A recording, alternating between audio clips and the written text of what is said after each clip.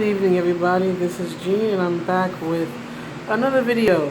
I decided to make this one. I'm going to make this a positive video, given what's been going on recently in my life. If you've been following the channel, then you probably know what I'm talking about. You may notice some videos are missing. Let's just say that I received a bit of legal advice, and that's why those videos have now been deleted. We'll just put it that way. Alright, so I took a bit of legal advice. So if the videos look a little out of order, like something's missing, that's why. But anyway, moving on to the video itself, I wanted to talk about Streets of Rage as a video game series, especially since last summer, I believe last August, it was announced that Streets of Rage 4 is finally in the works, though to my knowledge, it's still not known as of yet if Yuzo Koshiro, who did the soundtrack, I think for all three games, but especially for Streets of Rage 2.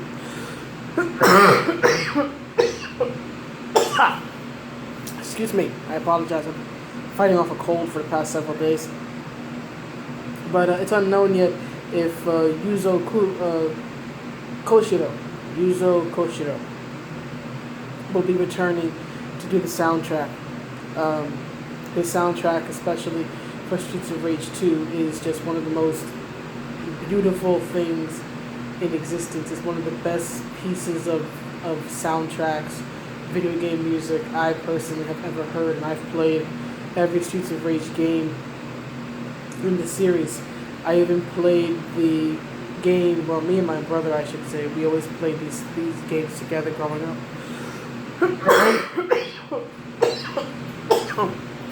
My apologies for the coughing. I'm not trying to be your boy Zach, I swear. I'm just fighting off a very bad cold. But as I was saying, we even played Fighting Force, which was supposed to be Streets of Rage 4 way back in the day. I think like the early 2000s, I think it was that game came out. Didn't really go anywhere. It wasn't that great a game. Plus, it violated one of the earliest rules of old school, especially urban fantasy, cityscape type of beat 'em ups. The heroes never use guns. That game allowed the heroes to use guns. It's known. It's a rule.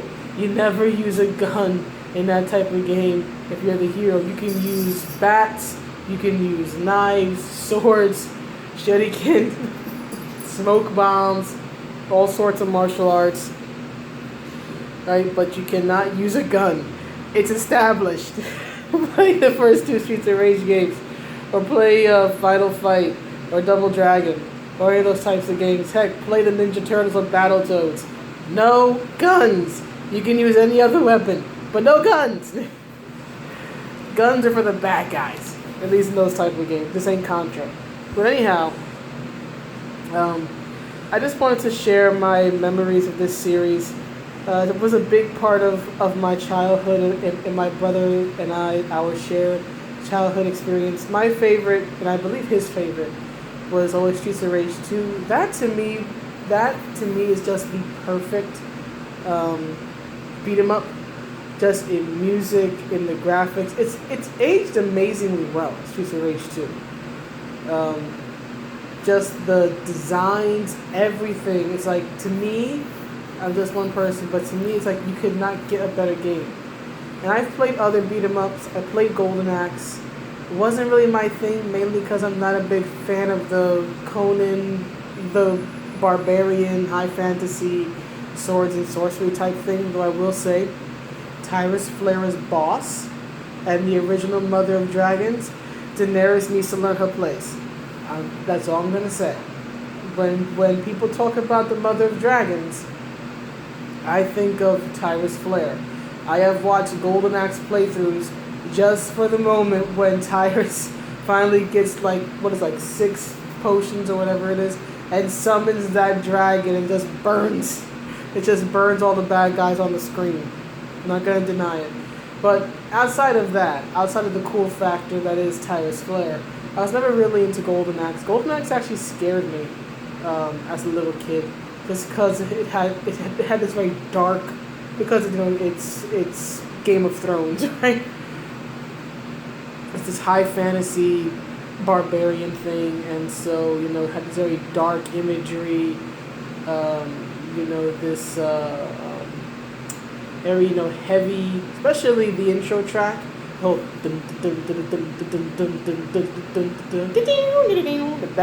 that whole thing gave me nightmares as a child. Just an intro beat with those drums, which I think one of the early Naruto intros may have sampled. I remember hearing it years ago, like when I was in college. I was still on a MySpace page, and I was talking to a friend of mine who was really big into Naruto. I'm like, does that sound familiar? Because that intro with the drum sounds a heck of a lot like the Golden Axe intro. But that was just me. But it was always games like this, like Streets of Rage, that was in a more urban setting, in a city setting, that was more my speed and my taste, especially given that Streets of Rage is set in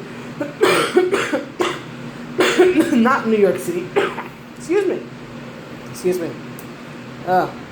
It's set in, let's be honest, it's set in New York City. They never outright state it, but you look at the graphics, you look at the cityscape, you look at the stages.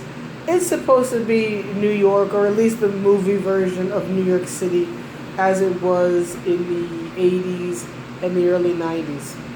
And as someone who was in the city in the early 90s, it wasn't too far off. Thank you, Mayor Giuliani, for cleaning things up. But anyway, so Streets of Rage 2 was always good fun for me. And what I liked about it the most was just that it was just fun. It wasn't this super deep game. So many video games, and I'm not saying this is a bad thing, but so many video games, wanted, especially later on with the cinematic games like Metal Gear Solid and Final Fantasy VII, so many games wanted to be this playable movie. And I understand why, and that was years later, but something that I really appreciate about Streets of Rage, especially being older, is that it's just dumb fun. It's not all that deep. You get to play as, you get to choose between four characters in Streets of Rage 2. A few more, like some sort of scientist man and a robot and a kangaroo or something like that in Streets of Rage 3. Which wasn't really my favorite. It actually got too cartoony for me later on. But in Streets of Rage 2, you get to play as Axel or Blaze, right? 2 former police officers at that point. I think in the first Streets of Rage game, they're cops. Their special moves actually involve them calling all cars, calling in help, and they shoot like a friggin' missile into the air. It's hilarious.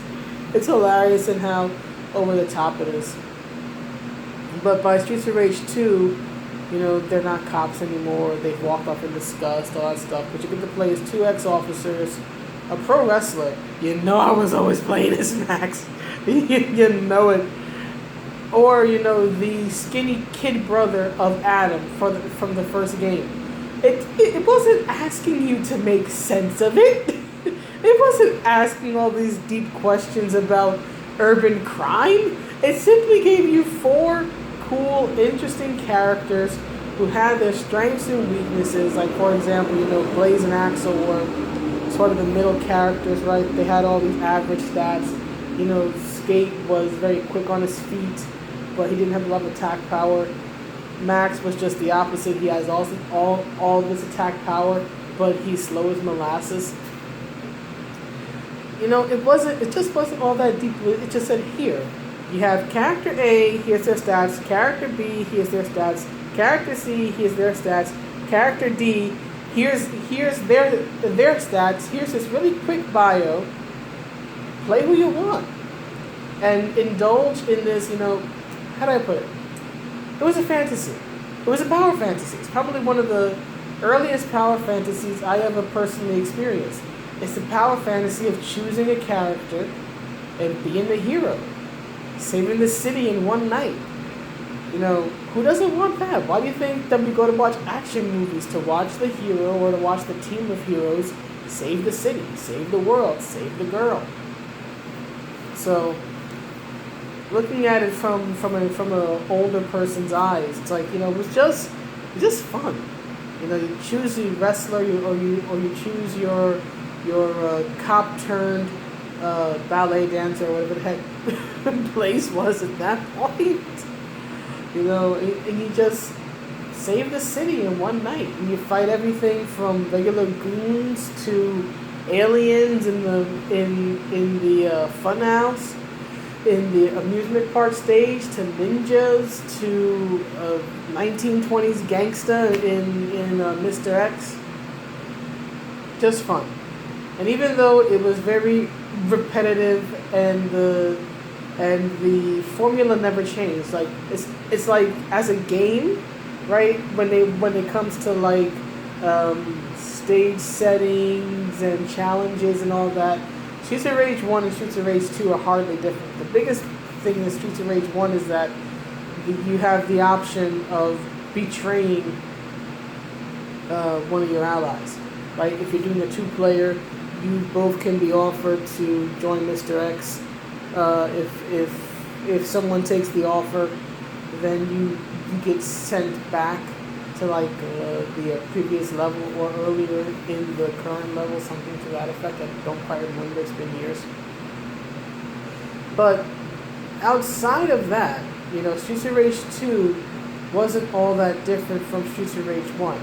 Although, well, admit, Streets of Rage 1 had this like rainy beach level or something like that Streets of Rage 2 didn't keep.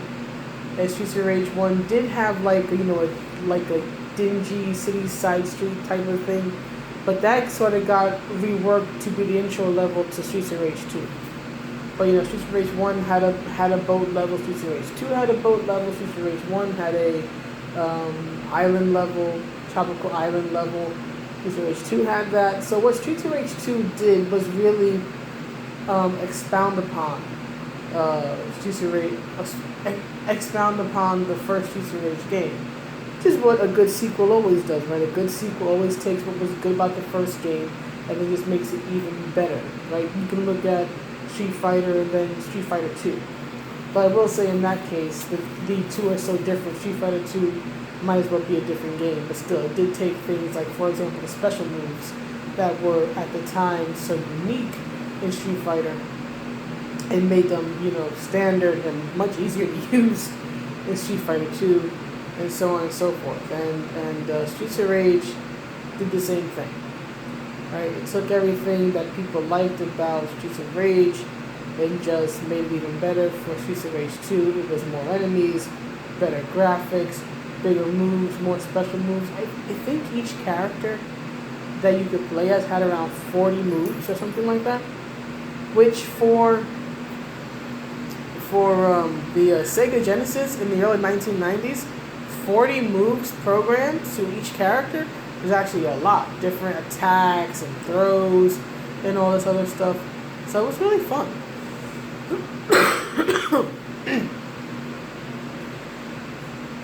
And again, it was just, for me, it was just everything that was great about beat 'em ups just perfected. I know people love Final Fight. To me, and again, it's just my opinion, Final Fight is good, but I think that Streets of Rage is a better Final Fight. That's just me. I mean, look at the whole, urban landscape thing and all this stuff. I'm going with SOR every time. And it's not just because I'm a Sega girl. It's because, to me, it's one of the best video games ever made. And the best beat 'em up. You have your Ninja Turtles, you have your Bad Dudes, you have your Double Dragon, and all this other stuff. They are very good games. Not denying that. I just think that Streets of Rage 2 is number one. I did play 3 as a compilation, as part of a compilation video game. It's like a Sega Classics collection type of thing that came out for the PS2 several years ago. So I picked it up. I'm a huge retro gamer, compilation everything.